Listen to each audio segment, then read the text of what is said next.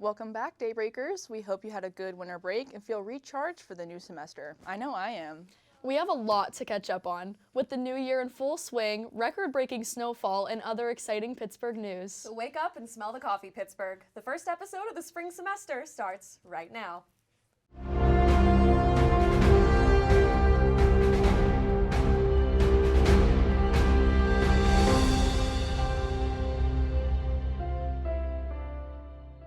So with the start of the new semester, I know that I've started to pick up some new morning rituals, like drinking tea in the morning, which has been really different because I switched from coffee to tea, and I don't know if I see a difference, but I do like it. It makes me feel kind of calmer.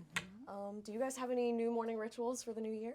Similarly, but I stopped drinking tea. I've been doing tea at nights and then coffee in the morning, like a so I flip-flop. get both. But in my head, for tea was always for winding down, and then coffee is for waking up. Are you a coffee drinker? Do you drink coffee or tea? I'm not a coffee drinker, but I do love tea, and similarly to like what you said, I definitely associate drinking tea with winding down, so I'm more of a tea at night person. I'm a water drinker in the morning, so yeah. I have like my green tea for the morning and then a sleepy time herbal Ooh, tea at I nighttime. love sleepy time Just with some love tea in honey. general. Delicious. Yeah. So also in the new semester, we had some crazy record-breaking winter weather. So if you're wondering how to dress this week, let's hand it off to Robert Fornataro with our new weather segment, Steel City Skies. Robert? Thanks, Devin. As Punxsutawney Phil predicted, there is not going to be much sun or any warm weather in the coming days. As we look on Thursday, it is going to be cloudy. The high is 23 with a low of 11. It is going to be cloudy. There is no snow for that day, but do not think that you are safe because we are going into Friday. It is going to have snow showers. The high is going to be 31, so it's going to be a little bit warmer, but the low is still going to be 8 degrees, and it is not looking good. If we look at the wind, it is moving from the west in the day. As it shifts into nighttime, it is going to be moving south. We also have the winds are not looking too bad this week, as it's only 5 to 8 miles per hour, and the precipitation is between 20 to 100. As I said, we do have some snow coming, so please prepare to bundle up. And Saturday, it is going to go away with mostly cloudy. The high is 17 and the low is 2. If we look at the rest of the week, Sunday, still not any better. We're going to have snow showers. The high is 21 and the low is 2 degrees. Monday, it's partly cloudy. The high is 23 degrees with a low of 6. Tuesday, still partly cloudy. 35 degrees is going to be the high, so we're getting out of that freezing temperature, but the low is still 15, so don't think that we are safe just yet, because Wednesday, it is going to get completely thrown and mixed. It is going to be mixed freezing rain. The high is still going to be a little bit warmer, 41 degrees, but that's where we're getting that mix of freezing and the rain, because the low is going to be 29, just under that freezing temperature. So just to let you guys know, the best chance for snow this week is on Friday. We are looking at getting 1 to 3 inches, and the weekend's highs are not looking good, with the teens being what we're looking at for Saturday. As we turn later in the week, warming trends are going to be seen. As I said, we're going up into that high, newer upper 30s, but be alert for freezing rain mixed with next week on Wednesday. So as I said, you're going to want to still stay bundled up, but it looks like that's it for me. Now I'm sending it back to the desk. As we inch closer and closer to the NFL draft, Pittsburgh gets both more excited and more prepared for its new adventure. Making the Yinzers even more hyped, though, is a new documentary highlighting Pittsburgh's place in the history of football. Coming from a massive partnership between Visit Pittsburgh, the Steelers, U.S. Steel, and the NFL, the documentary is set to air at the Rangos Giant Cinema on Saturday, February 28th. Titled, quote, The Football Town, end quote, the 15-minute documentary will focus on the unique history of football in Western PA and will also feature appearances by Bill Cowher, James Harrison, and other Steelers legends. Tickets for the documentary will go on sale February 13th and can be purchased on the Cayman Science Center website. On Saturday, February 7th, the Pittsburgh Chinese Cultural Center will be hosting their annual Lunar New Year Gala at the Pittsburgh Playhouse. This event serves as an opportunity to kick off the Lunar New Year, celebrate Chinese culture, and support cross-cultural connection. At 4 p.m., the event will begin with various cultural activities, and at 6 p.m., there will be special performances by various talent, including Broadway and recording artist Ian Ward, a renowned opera master, a world-class Chinese acrobatic artist, and other collaborative performances featuring both the Pittsburgh Playhouse and the local Chinese community. There will also be gift raffles throughout the night, and guests will receive complimentary PF Chang's appetizer cards and kids meal vouchers. Lots to look forward to in Pittsburgh right now. I love that we've got a fun movie stuff. coming. And I don't know if you guys went to the Lunar New Year celebration last year in the Pittsburgh Playhouse. I did happen to sneak through, and it's like beautiful. The festivities are a lot of fun, so definitely want to check that one out for sure. I really should go this year. But Yeah. what about this documentary? I feel like Pittsburgh never gets any movies or documentaries or know. anything. So I know, Of it's course so it's rap. interesting. Yeah, we definitely get a lot of stuff filming here, but not enough that really just focuses in on Pittsburgh and yeah, Pittsburgh what culture, is because Pittsburgh? Pittsburgh does have a culture somehow, some way. It's very, very intriguing. Very So, unique. looking forward to seeing it. A man trying to escape Pittsburgh police took his getaway onto the frozen Allegheny River, turning a routine police call into a winter spectacle. Authorities said 47-year-old Gary Cawley ran from officers at former Veterans Administration Hospital site in Highland Park, taking to the frozen river as an escape route. Instead of coming back to shore, he walked close to 5 miles downriver. Officers followed along the railroad for nearly 3 hours, watching Cawley pick his way across the frozen surface, a decision that left police shaking their heads and hoping the ice held. The chase ended near Harmer after railroad traffic was stopped and Cawley was eventually cut off. He surrendered without incident and was taken to hospital in a stable condition. Cawley faces multiple charges, including burglary, criminal trespass, evading police, possession of an instrument of crime, railroad interference, and disorderly conduct. He's still waiting for his preliminary arraignment. Don't put your snow boots away just yet, because Punxsutawney Phil just declared 6 more weeks of wintry weather. This news was taken with a mix of cheers and boos from the tens of thousands of people who braved the cold on this frigid Monday.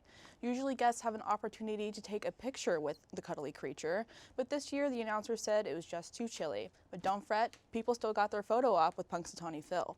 The audience was asked to come onto the stage, turn around, and take a selfie with the cute critter. Besides the shadow event, viewers were kept warm one way or another with music and dancing. Although we might not get an early spring this year, the celebrations of Groundhog's Day will never fail to let us down, no matter how cold it is outside.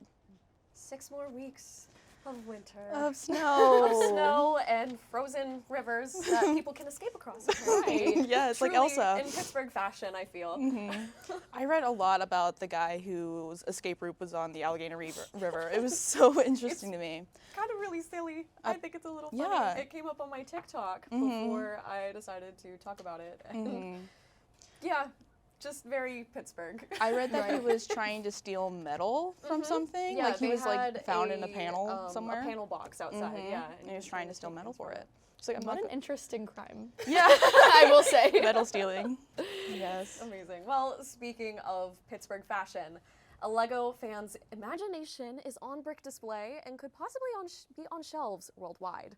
A Pittsburgh creator online known as Chris74 has published a detailed 1/1000 scale Lego model of downtown Pittsburgh, hoping it will become an official Lego Ideas set. The build includes iconic skyline landmarks like PPG Place, US Steel Tower, the city's famous bridges, PNC Park, and even the Point Fountain. The move from playroom to showpiece to real product. For it to get there, the idea must get to 10,000 supporters on the Lego Ideas platform, meaning lots of votes are needed. Chris says he wants the set to celebrate Pittsburgh's unique landscape and culture that appeals not only to Pittsburgh locals, but fans worldwide. If you've ever wished you could build the point with plastic bricks, now's your chance to help make it official. There's less than 800 days to gain the votes needed. You can show your support on beta.ideas.lego.com. Amid the recent freezing cold temperatures, the Pittsburgh Zoo staff has made the decision to bring their animals into night dens to secure their safety, luring them inside with Calvin Klein perfume and movies. Although some animals in the zoo can naturally withstand the extreme temperatures, the zoo staff did not want to risk injuries that could be caused by structural failure or ice. While the animals are kept inside, the staff has made their best effort to keep them as comfortable as possible. According to Kelsey Forbes, the zoo's curator of mammals, the exotic cats in particularly are fond of the smell of perfume, specifically Obsession by Calvin Klein. The fresh scents have played a huge role in keeping the animals inside for long periods of time. Forbes added that the staff has also been spending extra time to accommodate animals who are, quote, big on movies. She goes on to say that movies played a huge role in keeping the animals sane during the COVID-19 pandemic when they discovered that many animals enjoyed looking at people. So revisiting this discovery was a no-brainer. She went on to explain that the movie Finding Nemo was very popular among the lions, who allegedly watched the movie from start to finish. That is so cute.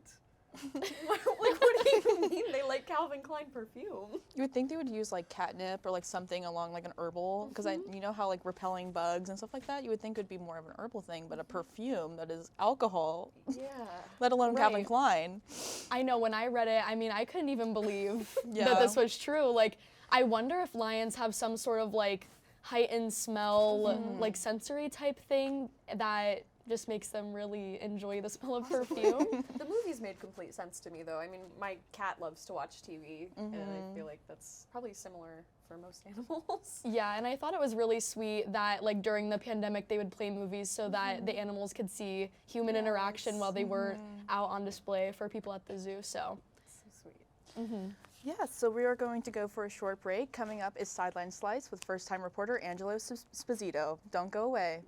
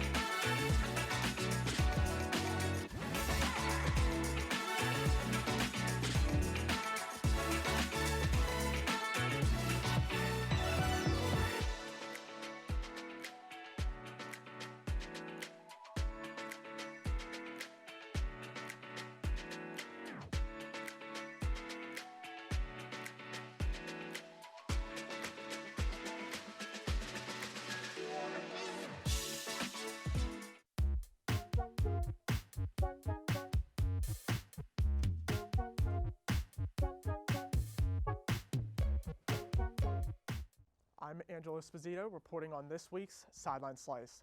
The Pittsburgh Penguins continue to soar as the team gets closer and closer to the Olympic break. Throughout the month of January, the team went 11-2-2, getting points in 13 of 15 games and a total of 24 of 30 points, even ending the month of January on a 6-game winning streak. The Penguins have found consistency on offense within all 4 lines, and the defense is stepping up while injuries continue to become a problem. A few players that have came over from trades this year have really been noticeable.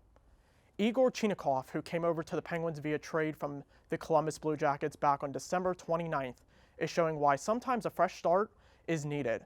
Chinakhov has 8 goals, 3 assists, 11 points in 17 games since joining the Penguins. Comparing to his totals with Columbus before being traded, Chinakhov had 3 goals, 3 assists, 6 points in 29 games with the Blue Jackets. Really looking like a great addition to the Penguins' second line, alongside Tommy Novak and Evgeny Malkin. The Penguins' goaltending tandem of Stuart Skinner and Artur Shilovs is continuing to hold their ground between the pipes, as Skinner getting 7 of the 11 wins in January and Shilovs getting the other 4. Another player in Stuart Skinner, who came over to the Penguins via trade back on December 12th, so far having 8 wins in 13 games with the Penguins, all 8 wins coming in his last 10 contests. Another area adding to the consistency this team is bringing as of late. Starting off in February, the Penguins have lost their only 2 games played this month, and with the Olympics right around the corner, the Penguins will look to go into the break on a high note as they face another team that has found consistency in winning ways, the Buffalo Sabres. Thanks, Angelo. So I'm just curious, how is Stuart Skinner able to perform this well coming over from the trade? Well, Ruthie, he has the experience from coming over from the Edmonton Oilers after he made back-to-back Stanley Cup finals with the Oilers. And also, he's now in a smaller market, so most of the pressure is coming off his back, coming from Edmonton over to the Penguins. And he's really shown with an 8-4-1 record, 8 wins in his last 13 contests, his only 13 contests with the Penguins so far. Wow, that's really interesting. So how do you think the Penguins are going to be able to keep this up? Well, I mean, they're running all 4 lines, staying consistent, and their defense, even though they have injuries, they're still staying on top of it. And then the goaltending, again, I mean, they're playing pretty good. Even though they've lost back-to-back games, I hope they go into the break on a high note. Now on to PolitiSmack with reporter Ethan Rowinski. Ethan? Thanks, Ruthie. Sunday's snowstorm was historic in many different ways, bringing the most single-day snow totals in Pittsburgh in nearly 16 years, according to the National Weather Service. Not only was the snow to impact every single one of the city's residents, but the storm acted as the first major stress test of Pittsburgh's new mayor, Corey O'Connor. Snow removal was one of the biggest front-facing issues of the Ed Gainey administration. It highlighted all of Pittsburgh's major issues, from its aging and deteriorating fleet of snow removal trucks and ambulances, the inability to get tax-exempt organizations to pay taxes or contribute to the city's budget, and a general lack of communication from the administration as a whole. The O'Connor administration is looking to undo what they see as the major failure from the previous administration, and that began with communication. Every few hours, the mayor would post an update to social media about the status of trucks, the routes being plowed, and more to keep people informed about what the city was doing. On top of this, O'Connor played a heavy role in rallying people for the Snow Angels program to ensure neighbors would check on the city's vulnerable population. O'Connor did end up dealing with 37 snowplows breaking down in a single night, severely slowing the city's snow removal plan. In a meeting on Monday, officials blamed the fleet's age, but said price has been an issue for getting new trucks. In another win for O'Connor, though, UPMC and the PNC Foundation, two of the largest tax-exempt landowners in the city, agreed to donate $10 million and $2 million respectively to the city, allowing them to free up the budget to purchase new snowplows and ambulances. The mayor's chief of staff, Dan Gilman, said administration staff are convening an emergency equipment leasing authority to expedite purchases of these vehicles to hopefully have them in time for next winter. In response to these announcements, though you still have people struggling with snow in certain areas, most notably the Hazelwood Green area, the general public seems to approve of O'Connor's communication efforts and ability to get some money from organizations to purchase new fleet members. Across social media, you'll see comments praising the administration and specifically calling out how they feel it's better than Gainey's term. This first major litmus test, of the administration may have proven to be successful, with the next major event for the administration to plan for is the NFL draft coming up in April. Hi, Ethan. What do you think Corey O'Connor could have done differently to help the people of Pittsburgh? I mean, another major issue that occurred with the snow removal was, and what they denoted on last Monday's meeting, was the lack of training of drivers and also their GPS system going down.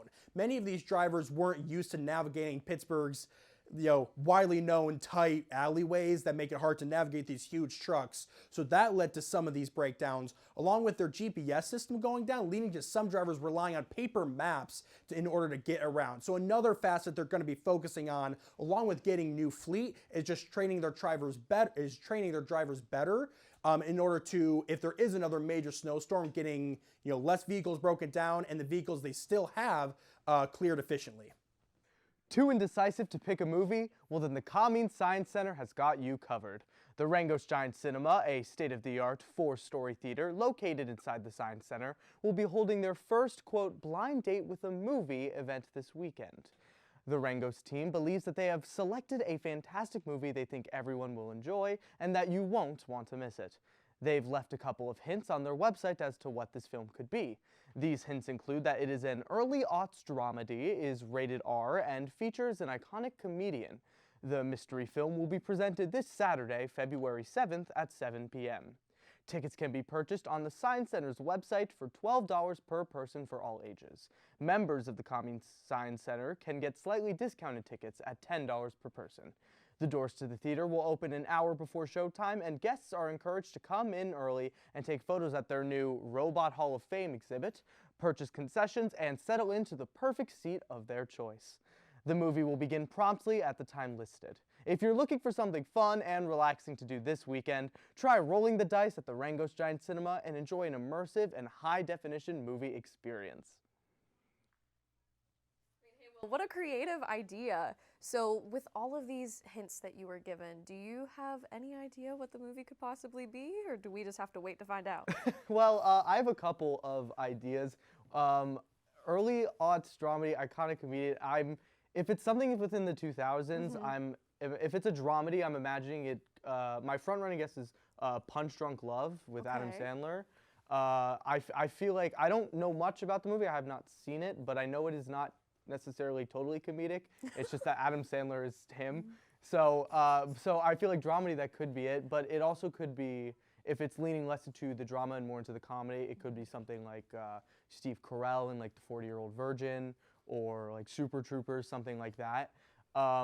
Those, I'm honestly not too sure. In fact, when I first read about this event, I thought this meant you were going on a blind date and then there just was a movie there. And I was like, not at that's all. cool. But this is still awesome. So it was super interesting.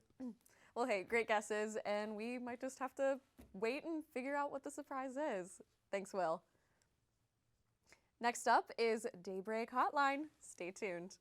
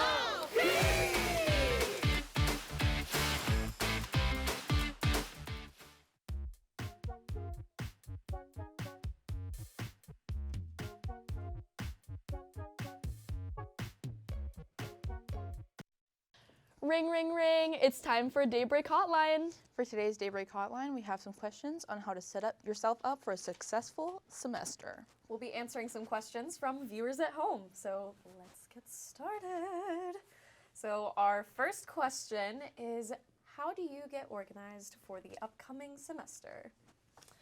I think for me, the biggest thing is catching up on my sleep schedule for sure. When I get good sleep, I just feel so much better during the day. I'm more inclined to be productive and get stuff done. So that's my biggest thing. Especially after that long winter break and ruining your entire sleep schedule. I'm pretty sure I was nocturnal after winter break. Like, I was so messed up. But to get ready, I usually start by deep cleaning the space around me, because that will get me motivated. Like, like my room's all clean, like I have a place to do my homework, and I feel like that's a great way to just refresh your semester and like start off For sure. good. Kind of on a similar note, Yes. I came back and rearranged my dorm room. I've done that every semester. I don't know why, but it's something about just like new space, new year, new mindset, new year, new me. So Yes. that's definitely it for sure. All right. What do you do to? What do you do? What? What do you do to make sure you don't get stressed? What Don't do get stressed Don't reading get it. stressed right now. guys? What do you do? So what do you just do in this moment? So, I breathe. I breathe and I try again. That's all you can do. That's what you do. You got to get back up on your feet. What do you guys do? I mean, for me, definitely, I like to just go somewhere quiet that, you know, maybe I'm alone so that I can just de-stress and take some time to myself for a second. But also, weirdly enough, I also like spending time with other people to help de-stress too. I think I'm the least stressed when I'm around people that I love and make me laugh, make me happy, so. Yeah, I also breathe. Can't forget to do that. But yeah, I like to just lay in bed with my cat.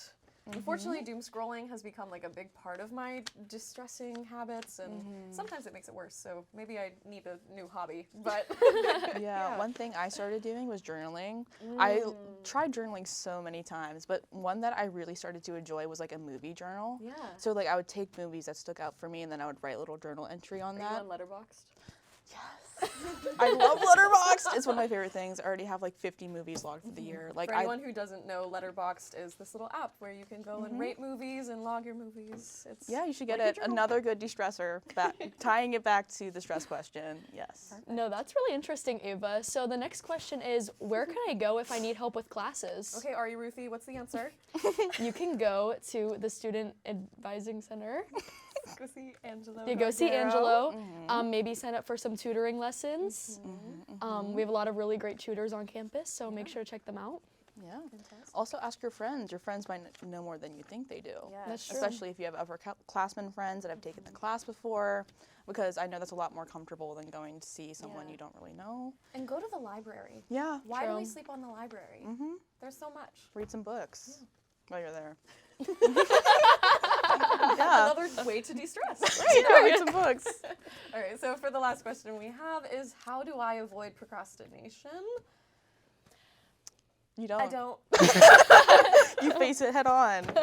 Yeah. It's gonna happen. It happens to everyone if that makes you feel a little bit better. But also, yeah, procrastination is gonna happen. I definitely love I have a little calendar on my wall that I try to write all my dates and stuff on. That doesn't mean I'm gonna not wait until the day before to write a paper, but I try my best.